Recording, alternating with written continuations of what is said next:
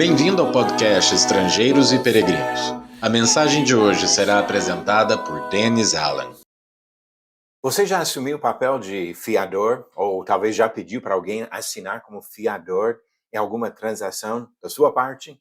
Hoje nós vamos pensar um pouco sobre fiadores, especialmente como Deus pode ser fiador. No final da mensagem, darei a resposta à pergunta número 563. Então, um pouquinho de paciência e já vamos verificar a sua resposta a esta pergunta. Uma maneira comum de garantir o aluguel de um imóvel é por meio de um fiador. A pessoa que assina como fiador geralmente precisa comprovar sua renda e apresentar um imóvel como garantia. O fiador corre risco, até maior do que o próprio inquilino. No livro de Provérbios, encontramos avisos sobre os riscos de ser fiador. Diz, por exemplo, em Provérbios 22, versículos 26 e 27, não esteja entre os que se comprometem e ficam por fiadores de dívidas. Pois se você não tiver com que pagar, vão acabar lhe tirando até mesmo a cama em que costuma se deitar. Quem agir como fiador precisa ter condições de assumir a dívida do outro. Senão, pode sofrer um prejuízo muito grande.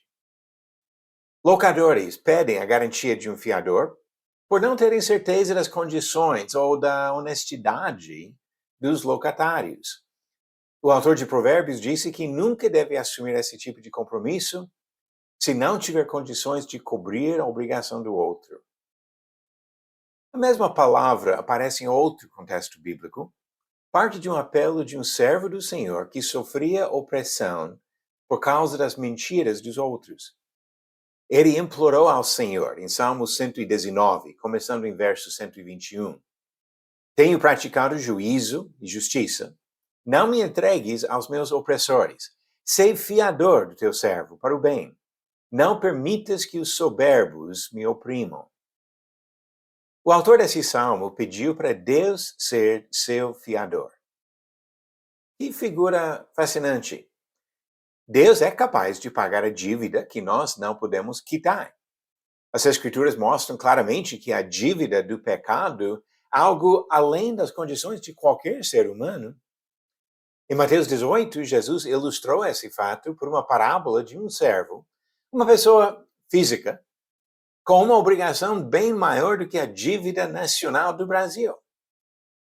Paulo afirmou que todos pecaram e que o salário do nosso pecado é a morte. Romanos capítulo 3, versículo 23 e capítulo 6, versículo 23. Nós não temos a mínima possibilidade de pagar nossa dívida. E assim, Deus oferece pagamento de quitar a dívida por meio do sacrifício de Jesus. Mas agora, voltando para o Salmo 119, enxergamos outro aspecto do pedido que o salmista fez ao Senhor. Quando alguém aceita ser fiador, normalmente demonstra confiança na pessoa que precisa de ajuda. Frequentemente, pais assinam como fiadores dos seus próprios filhos, mostrando confiança na integridade do filho.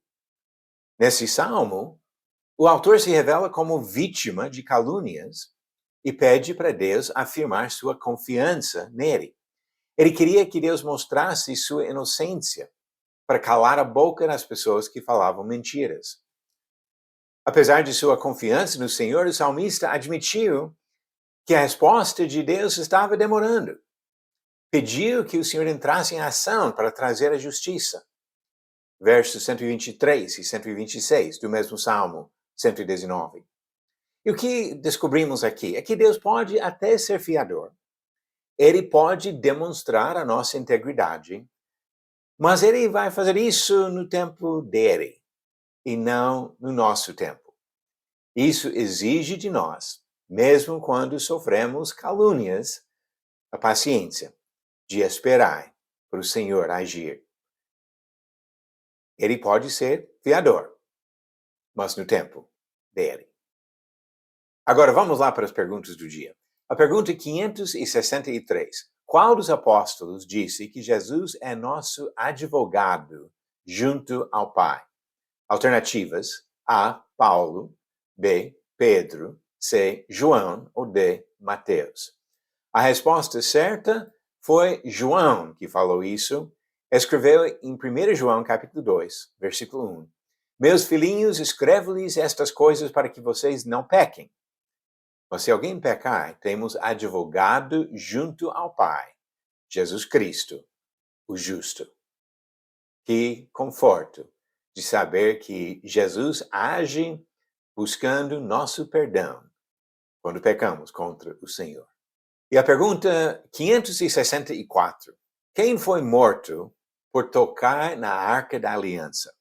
Alternativas. A. Urias. B. Uziel. C. Uzias. Ou D. Uzá. A resposta no final do próximo episódio. Quando pensamos em Deus como fiador, observamos dois possíveis sentidos. Primeiro, Ele é capaz de quitar a dívida do nosso pecado. Segundo, Ele é capaz de mostrar a nossa inocência e integridade quando alguém faz uma falsa acusação. No primeiro caso, Ele oferece a salvação para todos. No segundo caso, Ele age no tempo dele. E nós precisamos ser pacientes. Que Deus abençoe cada um que busca viver na integridade e que reconhece a sua dependência na graça do nosso Salvador, Jesus. Obrigado por nos acompanhar nessa jornada pelas Escrituras. Volte amanhã para ouvir mais uma mensagem do podcast Estrangeiros e Peregrinos.